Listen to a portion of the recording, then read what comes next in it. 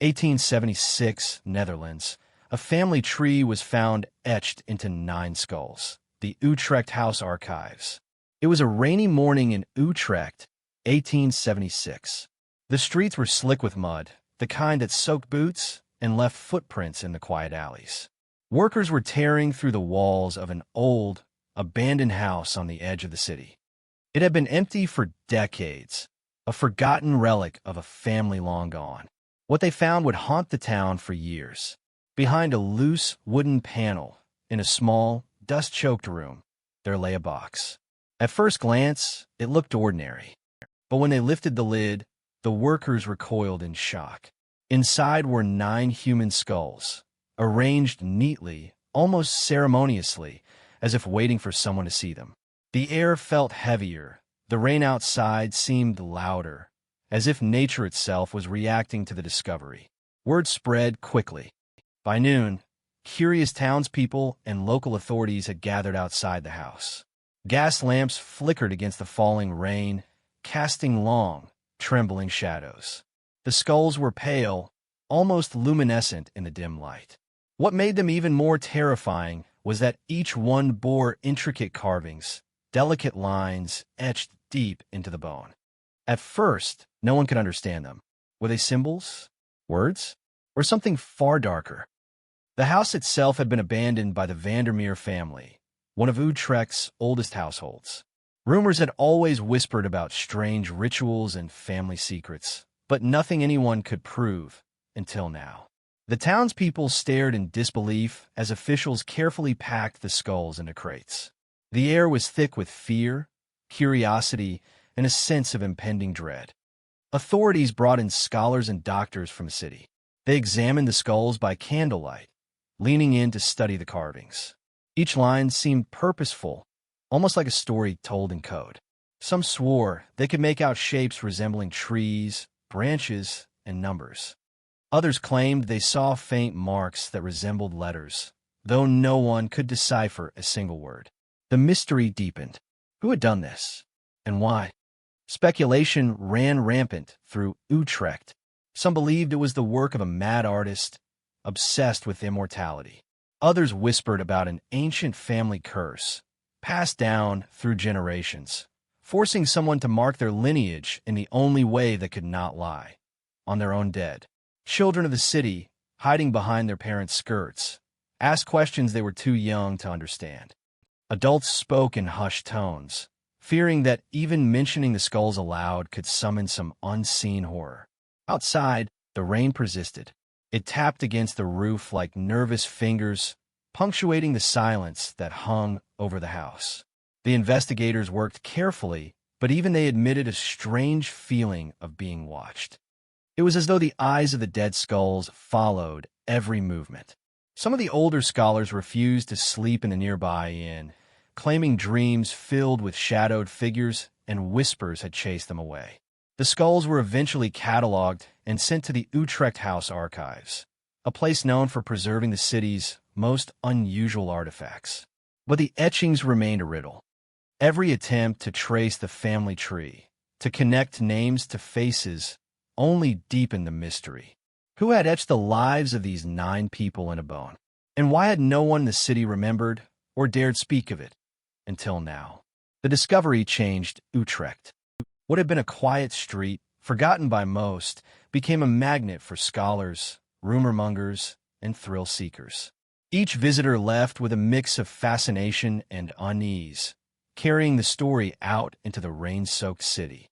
And above all, the unanswered questions lingered. What secrets did the Vandermeer family hide, and what horrors might be uncovered if anyone dared dig deeper? Some things, it seemed, were never meant to be understood. The more the scholars examined the skulls, the less they understood. 9 skulls, arranged with eerie precision, each carrying marks that suggested a deliberate sequence, as if someone had tried to tell a story in bone. No one had ever seen anything like it in Utrecht or anywhere in the Netherlands. The first skull was small, almost delicate, like it belonged to a child. Its carvings were the most intricate, tiny branching lines that twisted across the forehead and down the jaw. The second was larger, the markings deeper, bolder, Scholars began to notice a pattern. The etchings seemed to grow more complex with each skull, as if tracking the passage of time or age of the person. Speculation spread. Could this be a macabre family tree, etched in the most permanent material imaginable? Or was it something darker, an attempt to immortalize not just the family's bloodline, but their very souls? The townspeople whispered in fear. Mothers pulled their children close. Fathers shook their heads at the thought that someone could commit such an act and leave it undiscovered for decades. The skulls were not merely stacked or hidden. They were positioned with intent. Each one faced a different direction, some tilted slightly as if observing the room itself. The smallest skull was placed at the farthest corner, while the largest dominated the center. It was almost ceremonial, as if someone had been performing a ritual that the living were never meant to witness. When the scholars compared the carvings, one chilling discovery became impossible to ignore. The marks seemed to correspond to family relationships. Lines connected one skull to another, delicate branches linking parents to children, siblings to siblings. Numbers appeared etched alongside these lines, though their meaning was unclear. Some believed they represented birth years. Others suggested they marked deaths, or even the order in which each person had been chosen for this grim preservation. Rumors grew wilder with each day. Some said the family had been involved in secret societies, practicing forbidden rites. Others believed a single, obsessed ancestor had committed the act, choosing to encode the lives of 9 family members in a bone before anyone could stop him. Every theory carried its own horror. The more people stared at the skulls, the more alive they seemed to become. Scholars reported strange occurrences during their study. Candles flickered without wind, papers slid off tables, and a persistent feeling of being watched. The rain outside mirrored the tension inside the archive, falling in relentless sheets as though trying to cleanse the house of its dark past. One local priest refused to visit the archives at all. He told townspeople, "These are not bones of the dead. They are memories trapped in terror. Do not stare too long, for fear may cling to your soul." Others dismissed him as superstitious, but even skeptics could not shake the unease that lingered whenever the skulls were mentioned. Despite exhaustive study, no one could answer the most pressing question: why these 9? The Vandermeer family had other relatives, distant cousins, and servants. Why were these particular 9 chosen to carry their lives etched in a bone? Every attempt to trace their lineage through church records and city archives returned dead ends, as if the past itself had been scrubbed clean. The skulls sat silently in the archive, their secrets buried in plain sight. They were reminders of a family's obsession, a town's hidden horror, and a mystery that time could not erase. Scholars left each day with more questions than answers, carrying the weight of 9 silent witnesses back into the streets of Utrecht. And yet, for every answer sought, the mystery only deepened. The skulls did not age, did not decay.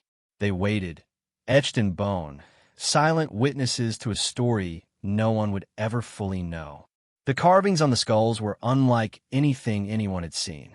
Each line was precise, deliberate, and painstakingly made. They twisted across the craniums, some forming shapes that resembled branches, others forming geometric patterns. There was a rhythm to them, a strange poetry written in bone. It was as if someone had taken the pulse of a life and pressed it into the skull, hoping it would last forever. Scholars examined the skulls under magnifying glasses and flickering candlelight. They traced the deepest grooves with their fingers, feeling the grooves worn smooth by time. Some of the marks seemed to have been carved long before death, while others were sharper, almost surgical in their precision. It was impossible to tell whether they were ceremonial, symbolic, or simply the work of a disturbed mind. The most haunting detail was how personal the carvings seemed. On one skull, faint lines formed a tree-like structure, its branches reaching over the eyes and temples. Another skull had markings that resembled numbers or dates, carefully etched above the jawline. Researchers speculated these might indicate birth dates, death dates, or milestones in a person's life. The thought sent chills down their spines. Someone had gone to unimaginable lengths to preserve memory in the most permanent way. But the question persisted, who could do this and why? The Vandermeer family had long been wealthy, well-connected, and secretive. Some whispered that the carvings were the work of a single, obsessive family member, perhaps a patriarch who believed that ordinary record-keeping was too fragile. He might have thought, if I etch their lives into bone, no one will forget us. Others had darker theories. They suggested the carvings were a ritual meant to capture the essence of the soul, binding it to the physical world.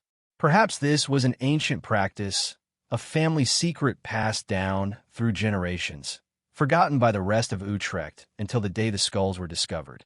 The air around the archives seemed to hum with speculation, tension, and fear.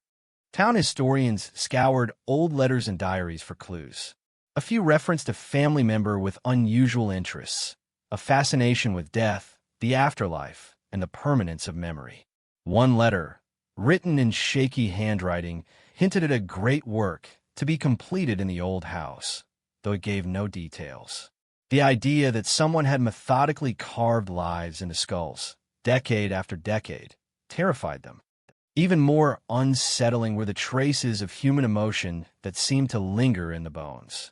Scholars claimed to feel a weight pressing on their chests when they studied the etchings.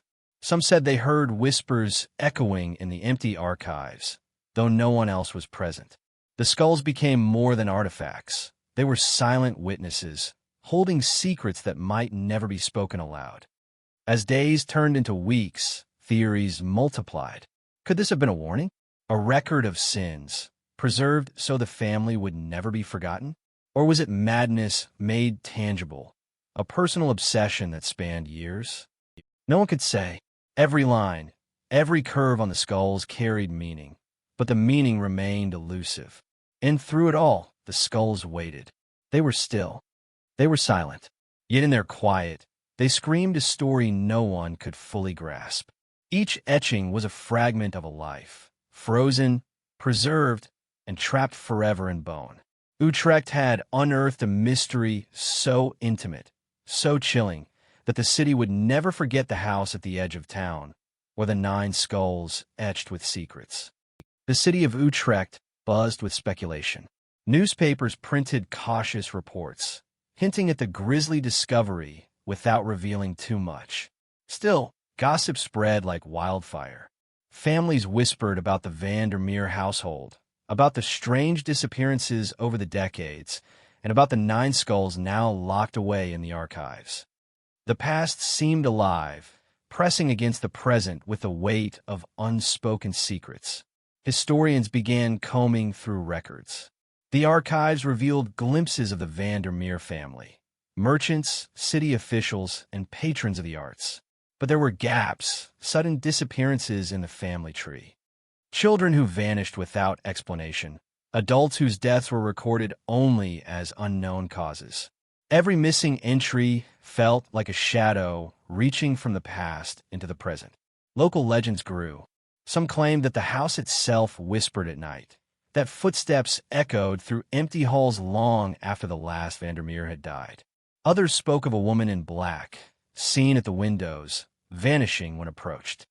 These tales blurred the line between history and folklore, yet they were rooted in real events, recorded and verified. The skulls were proof that something terrible had happened. Scholars theorized that the carvings in the skulls might correspond to specific events in the family's lives: births, deaths, marriages, betrayals. Perhaps each line and branch was a memory, a story frozen in bone. But no key existed to decode them. The more they tried, the more the skulls seemed to resist understanding. It was as if they were guardians of their own secrets, allowing only glimpses to those who dared look too closely. Some letters uncovered in the archives hinted at a family obsession with permanence. "We cannot trust the world to remember us," one note read. "We must make memory endure." It was a chilling revelation. In a city accustomed to cobblestone streets and quiet canals, it was almost inconceivable that someone could transform obsession into such a tangible, horrifying form. The whispers were not only about the family's past. They touched those who lived in the present. Archivists reported cold drafts, sudden feelings of dread, and objects moving inexplicably. Visitors to the old house, now a site of morbid fascination, claimed that shadows seemed to stretch toward them, almost guiding their attention to corners where nothing was visible. The city itself seemed to carry the weight of memory, guilt, and silence.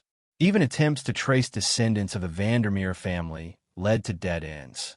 Many had fled Utrecht generations ago. Others had died young, their fates recorded only as entries in brittle, yellowed books. The skulls stood as the most enduring evidence that the family had existed, and that some secret had driven them to unimaginable lengths.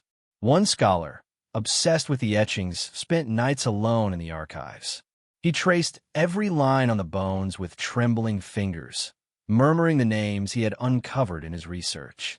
By dawn, he would leave, pale and exhausted, convinced that the skulls were watching, judging, recording every movement.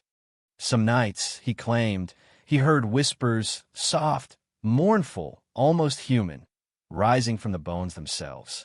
The past in Utrecht was no longer dead.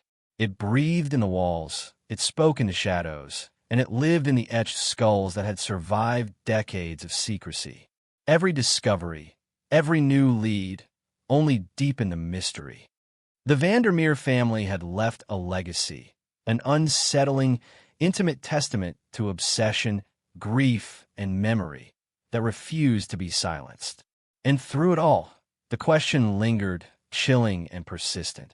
What was the true story behind these 9 lives, carved forever into bone? When news of the skulls reached the wider public, Utrecht erupted. The city had seen its share of misfortune, floods, fires, and political unrest, but nothing compared to the horror of 9 human skulls etched with a family tree. Shops closed early. Streets emptied as people whispered in corners, fearful of attracting attention from the unknown forces tied to the discovery. Local authorities struggled to manage curiosity and fear. Scholars and journalists flooded the city, each eager to glimpse the skulls, each desperate to uncover a story. Some came hoping for historical insight, others for sensational headlines. But no one left unchanged. The air in Utrecht grew tense, almost electric, as if the city itself mourned the revelation.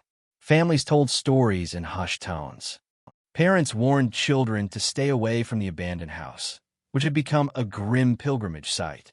The canal waters, reflecting the gaslight, seemed darker that year, mirroring the unease that had settled over Utrecht like a storm cloud. People claimed that even animals behaved strangely. Cats hissed at empty streets. Dogs refused to enter the area. The town was haunted not by ghosts alone, but by the weight of memory, secrecy, and death. Religious leaders called meetings. Priests spoke of sin, obsession, and the dangers of tampering with death. Some townspeople took these sermons to heart, believing that the skulls carried a curse, that the family's secret had unleashed something beyond human comprehension. Others dismissed such notions, but even skeptics admitted a sense of unease, a feeling that Utrecht's familiar streets had changed forever. The discovery forced the city to confront uncomfortable truths. Families who had believed the Vandermeer household to be respectable found traces of dark obsession hidden in official documents. Diaries revealed rigid hierarchies, mysterious illnesses, and unexplained deaths. It became clear that the city had ignored the quiet suffering of its own people, focusing instead on appearances and tradition. At night, the streets around the old Vandermeer house were deserted. The wind howled through the empty alleys, carrying echoes of footsteps that no one could explain. Some claimed to see figures at the windows, shadows that vanished when approached. Scholars working late in the archives reported cold drafts and whispers that could not be attributed to the wind. The city's shock had settled into a pervasive, living fear. Even officials were unsettled. They questioned every record, every rumor, every testimony. Could a family truly have orchestrated such a grotesque preservation of memory?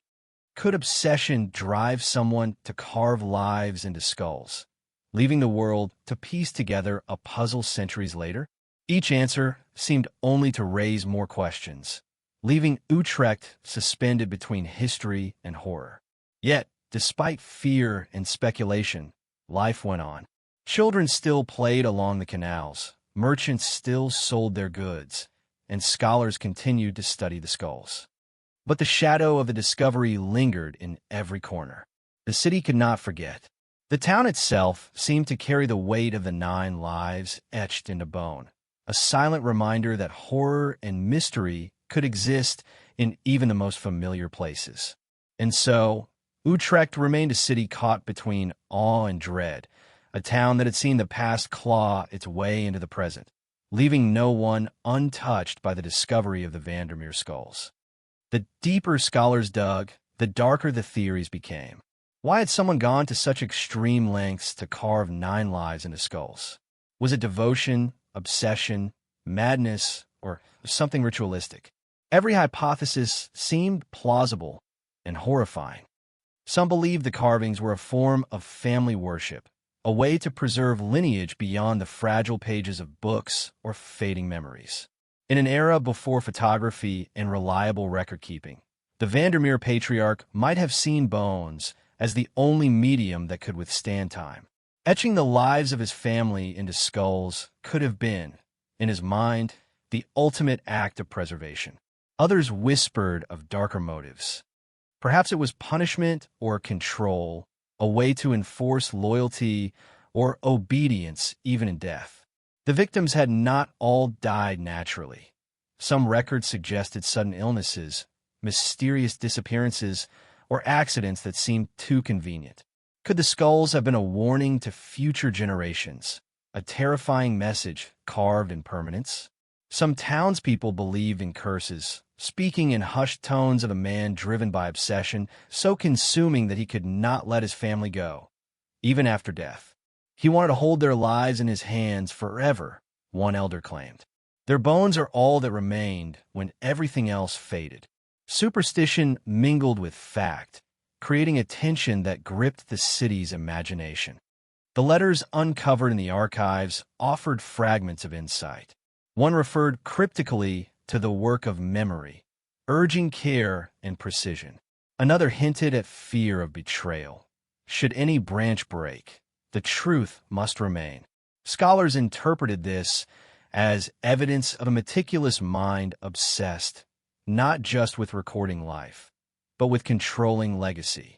Each etched line became a commandment, a record, a tether to the past. But motive remained elusive.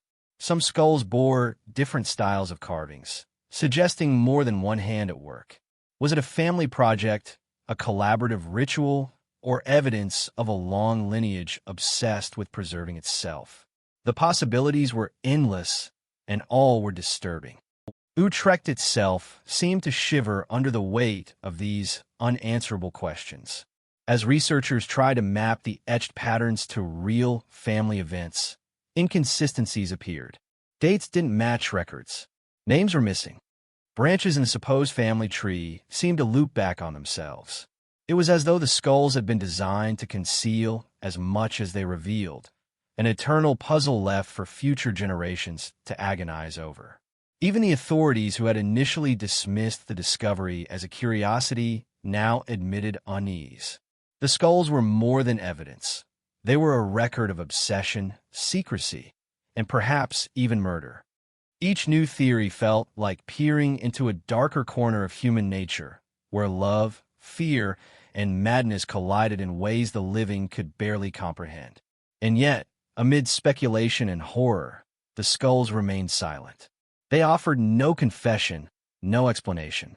Only the etchings stared back, unyielding and permanent, leaving Utrecht and anyone who dared study them to wrestle with the terrifying reality. Some actions, some obsessions, endure long after the people themselves have vanished. The motive might never be known, but one thing was certain. The Vandermeer skulls were a testament to the extremes of human obsession, a chilling reminder that the dead could still hold sway over the living, their stories carved in bone for eternity. The Utrecht House Archives were usually a quiet, orderly place. Dust-covered books lined every shelf, and the air smelled of old paper and waxed wood. Scholars spent their days tracing family trees, verifying births and deaths, and cataloging forgotten events. But the arrival of the Van der Meer skulls transformed the archives into something far stranger, a place where the past pressed against the present in the most unsettling way. The skulls were kept in a locked room, lit by flickering gas lamps. Researchers would spend hours examining them, tracing each etching, comparing marks, and noting patterns. But the more they studied, the less clear things became. The archives held dozens of documents from the Van der Meer family: letters, birth certificates, death records, and personal diaries. Yet each new discovery seemed to raise more questions than it answered. One diary, written by a distant cousin, described odd behaviors within the family. "Father watches the children too closely," it read. "And Uncle Johann, he carves things into wood and bone when no one is looking. He says it must last longer than memory." The passages were cryptic, fragmented, and often contradictory. Scholars debated whether the entries were exaggeration, fear-driven imagination, or evidence of something far more sinister. Maps of the house were uncovered, showing hidden compartments and rooms previously unknown. One diagram hinted at a secret chamber beneath the floorboards, where rituals may have been performed. It was the perfect hiding place for the skulls before they were discovered. Archaeologists speculated that the family had carefully orchestrated the preservation of their own history, and perhaps the preservation of their fear, guilt, and secrets. Researchers also found letters that hinted at unexplained deaths and sudden illnesses. Some referred to family members as chosen or preserved, but the meaning was unclear. Every new document seemed to reinforce the idea that the carvings were more than decorative. They were deliberate, calculated acts meant to encode stories, relationships, and possibly warnings. Even the atmosphere of the archives contributed to the unease. Scholars reported strange chills in empty halls, whispers echoing from unseen corners, and the occasional sensation of eyes following them across the stacks. Some claimed they glimpsed shadowed figures at the edge of their vision, always disappearing when approached. It was as if the skulls had drawn the past into the room, making it impossible to study history without feeling its weight. Attempts to correlate the etchings with archival records proved frustrating. Dates didn't always match. Names were omitted. Relationships were distorted. Scholars began to suspect that the skulls had a purpose beyond documentation. They were a code, a puzzle meant to conceal as much as to reveal. Anyone hoping for clarity was left with only haunting fragments, glimpses of a story that refused to be fully understood. The Van der Meer skulls forced the archives to confront a terrifying reality. History was not just written in books and letters. It could be carved into flesh, recorded in bone, and preserved for decades, challenging every assumption about memory, mortality, and the human desire for permanence. And so, the skulls remained, silent, inscrutable, and impossible to ignore, waiting for the day someone might finally uncover the full scope of the family's dark obsession. It was easy to forget that the skulls had once belonged to living people. Names, ages, and relationships might appear in records, but those facts could not capture the warmth of a smile, the weight of grief, or the spark of life that had animated these 9 souls. Scholars and townspeople alike struggled to reconcile the cold, etched bones with the humanity that had once occupied them. Forensic analysis revealed some details. One skull belonged to a young woman in her early 20s, another to a child no older than 10. Others were middle-aged adults, their features shaped by decades of life in Utrecht. But the carvings masked their individuality. Branches, numbers, and lines ran across foreheads and jaws, transforming flesh into cipher, life into symbol. It was a cruel paradox. The family had sought to preserve memory, yet in doing so, had obscured the very humanity they claimed to honor. Researchers tried to imagine the lives behind the bones. The child, perhaps playful and curious, now reduced to a silent witness to a family obsession. The young woman, maybe laughing at the canal or reading letters by candlelight, now forever marked by the hands of someone who loved or feared her too much. The adults, fathers, mothers, and uncles, each had stories of work, love, anger, and regret, now obscured beneath precise etchings. Some townspeople took a more spiritual view. They insisted that the faces behind the bones were still present, that the souls of the nine lingered in the house, in the streets, in the archives themselves. Workers who had first discovered the skulls reported hearing faint cries in the walls, small sounds like whispers or laughter, sometimes interrupted by a soft knock or the sound of shifting boards. Others dismissed these claims, but the stories persisted, spreading a quiet terror through Utrecht. Letters and diaries offered glimpses of personality. One young man described his love of music, teaching his sister to play the piano. Another described a fascination with astronomy, watching stars from the roof of the Vandermeer house.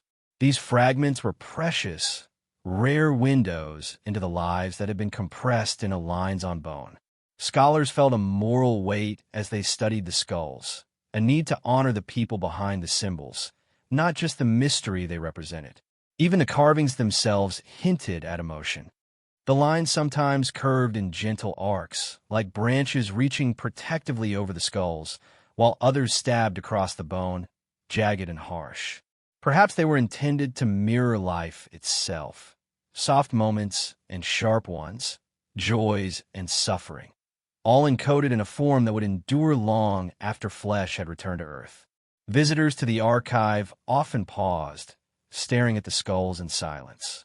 Some felt a strange empathy, a connection to lives they could never truly know. Others recoiled, overwhelmed by the weight of human existence reduced to a cryptic symbol.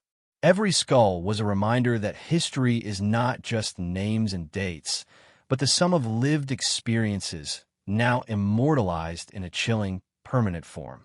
In imagining the faces behind the bones, Utrecht was forced to confront both the beauty and horror of memory. Life, with all its complexity, had been reduced to etchings. Yet through those etchings, the 9 individuals endured, silent witnesses to their own history and to the obsession that sought to preserve them forever. Even decades later, the mystery of the Vandermeer skulls remained unsolved. Scholars, historians, and curious townspeople pored over every record, every diary, every etching, yet the true story continued to evade them. The skulls themselves offered no answers, only lines, numbers, and shapes that teased understanding but refused clarity. One of the most perplexing questions was why only 9 skulls? The Vandermeer family was large, distant relatives and servants were unaccounted for. Why had these particular 9 been chosen for this grim preservation? Was it chance, preference, or a deliberate act tied to some hidden hierarchy or ritual? No document provided a definitive answer. Even the methods of carving remained unclear. Scholars debated whether the marks had been made with sharp tools, perhaps metal knives, or some other means entirely. Some lines were so delicate that they seemed almost impossible to carve without damaging the bone. Others were deep and forceful, suggesting a hand guided by determination or obsession. It was as if the act itself was part of the message, a testament to the meticulous care or madness of the carver. Researchers also wrestled with the meaning of the symbols. Were the lines a map of family relationships, dates, or events? Were numbers intended to convey years, ages, or something more cryptic? Attempts to correlate them with archival records often failed. Some entries matched, but others were inconsistent or missing entirely. The skulls seemed to defy interpretation, refusing to yield their secrets to anyone alive. There were questions about motive, too. Had this been an act of devotion, a twisted way to preserve memory, or something darker, a warning, a punishment, or a ritual to control fate itself? Every theory carried its own horror, and none could be proven. The absence of clear evidence only amplified the terror. A family's private obsession had been laid bare, but its true purpose remained unknowable. Even physical evidence offered no comfort. The house had long been abandoned, and any traces of tools or workshop spaces were gone. The city itself had changed. Streets were repaved, buildings renovated, and generations passed. The only enduring remnants were the skulls and the fragile paper trail of diaries, letters, and records. Time had swallowed the answers, leaving only haunting questions behind. The community wrestled with these unanswered mysteries. Visitors to the archives often left with more unease than knowledge. Some reported dreams filled with shadows and whispers. Others felt a lingering sense of being observed, as though the 9 lives etched in bone still watched the living. Utrecht had become a city of curiosity and fear, its streets haunted by the echoes of a family obsession that refused to die. Yet perhaps the most unsettling question of all was simple. What does it mean to preserve memory in such a way? The Vandermeer skulls forced anyone who studied them to confront mortality, obsession, and the human desire to control legacy. They posed a chilling reminder that some actions are so intimate, so calculated, that they resist understanding even centuries later. The skulls offered no apology. They offered no explanation. They simply endured, silent witnesses to lives lived, obsessions pursued, and secrets left unresolved. Every observer, historian, or passerby who encountered them was forced to grapple with a fundamental truth. Some stories are meant to remain mysteries, etched in bone for eternity. The Vandermeer skulls did more than shock Utrecht in 1876. They left a legacy that stretched far beyond the city's canals and cobblestone streets. Scholars, visitors, and generations of curious minds would continue to study them, drawn by the eternal pull of mystery and obsession. The skulls remained in the Utrecht House Archives, their presence transforming the space. Archivists spoke of a subtle tension, a quiet pressure that seemed to hum through the air whenever anyone approached. The etched lines glinted under gaslight, like a language waiting to be read, and the more time one spent examining them, the more alive the skulls seemed to feel. Some scholars even claimed that the skulls changed subtly over the years, the carvings appearing sharper, more defined, though science could not explain how. The story spread beyond Utrecht. Letters, articles, and later, books recounted the discovery. 9 human skulls, meticulously etched to form a family tree, each line a memorial, each mark a question. Historians debated the motives, the symbolism, and the methods. Students and researchers visited from distant cities, hoping to uncover meaning in what others considered an unsolvable riddle. The haunting nature of the skulls lingered in more personal ways. Descendants of neighboring families spoke of nightmares and unease that seemed inexplicable. Residents of Utrecht swore that certain nights brought whispers along the canals, footsteps echoing down empty streets, shadows flitting across the walls. Some dismissed it as folklore, but those who had worked with the skulls knew that the presence was real, a testament to the weight of memory and human obsession.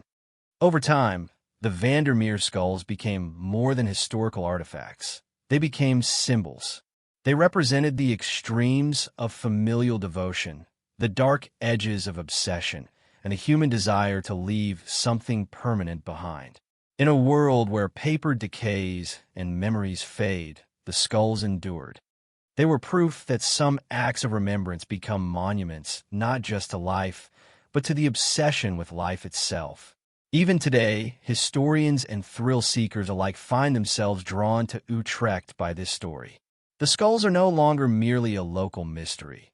They are part of a broader dialogue about how we remember the dead, the lengths to which humans will go to preserve legacy, and the thin line between love, reverence, and madness. Visitors leave with a strange mixture of awe and fear, knowing that they have glimpsed something that transcends time, a memory carved in bone that refuses to be forgotten. The house where the skulls were discovered still stands, though it has long been renovated. Some say that if you stand in the right place at night, you can feel the lingering presence of the Vandermeer family. Others claim that shadows move differently there, that the air hums faintly, carrying the weight of lives meticulously documented in a way the world was never meant to witness. In the end, the Vandermeer skulls are a reminder of human mortality and obsession. They teach us that memory can be preserved in unexpected ways, that love and fear can intertwine into acts both beautiful and horrifying, and that some mysteries are meant to endure, forever etched into the fabric of history. The legacy is haunting. The questions remain, and the nine skulls, silent yet alive, continue to watch, waiting for anyone brave enough or foolish enough to seek the full story of the family that chose to carve their lives into bone.